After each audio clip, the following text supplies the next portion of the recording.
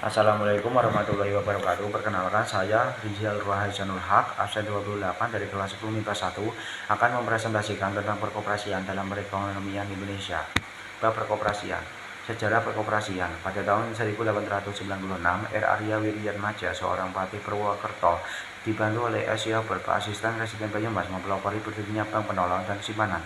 Bank ini bukanlah suatu bank koperasi, tetapi hadirnya bank tersebut telah menggerakkan hati asisten Residen The Wolf van Westerhout untuk menganjurkan pendirian koperasi kredit bagi petani-petani di seluruh Residenan Banyumas.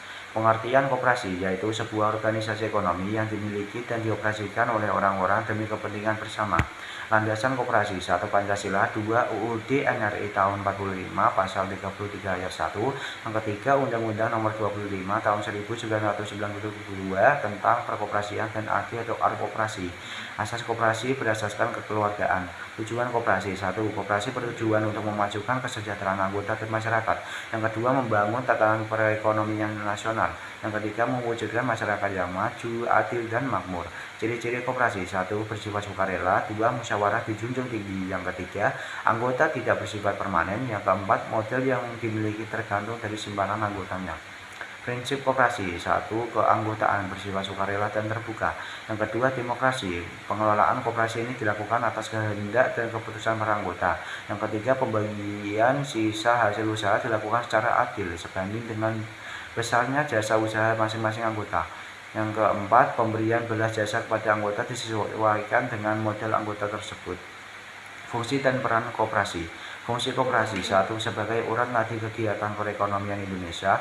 2. Sebagai upaya mendemonstrasikan sosial ekonomi Indonesia. Yang ketiga, untuk meningkatkan kesejahteraan warga negara Indonesia. Peran koperasi: 1. Membantu meningkatkan penghasilan dan kemakmuran. Yang kedua, meningkatkan taraf hidup. Yang ketiga, menyediakan lapangan kerja. Yang keempat, mengembangkan demokrasi ekonomi. Jenis-jenis koperasi ada 3, yaitu koperasi produsen, koperasi konsumen, dan koperasi kredit. Koperasi produsen yaitu menyelenggarakan pelayanan di bidang barang produksi. Koperasi konsumen menyediakan barang kebutuhan sehari-hari. Koperasi kredit menyelenggarakan usaha di bidang jasa. Berikut perangkat organisasi koperasi: ada rapat anggota, pengawas, pengurus, pengelola, staf ahli, unit usaha, dan anggota.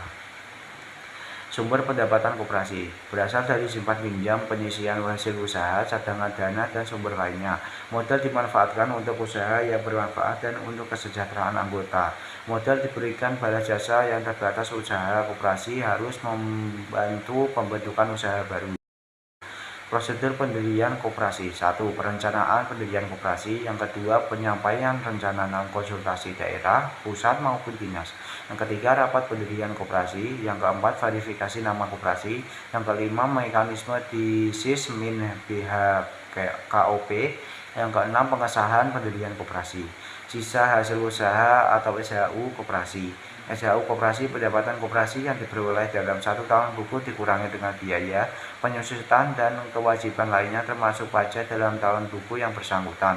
Undang-Undang Nomor 25 tahun 1992 tentang perkoperasian pasal 5 ayat 1. Tahapan pendirian koperasi di sekolah: 1. Persiapan guru, murid, calon panitia pengurus. Yang kedua, rapat pengurus koperasi. Yang ketiga, penyusunan ART. Yang keempat, pengajuan pengesahan. Yang kelima, pengesahan. Menyimpulkan pendirian koperasi di sekolah. A. Tahap persiapan pendirian koperasi, yaitu rapat penetapan panitia pengurus. Yang kedua, tahap pembentukan koperasi di sekolah, yaitu rapat resmi untuk melaporkan panitia pengurus. Yang ketiga, tahap pelaporan, yaitu panitia resmi segera mendaftarkan koperasi ke kantor setempat. Yang keempat, tahap pengesahan, yaitu mengajukan permohonan pengesahan kepada Direktorat Jenderal Koperasi tingkat provinsi setempat. Sekian, terima kasih.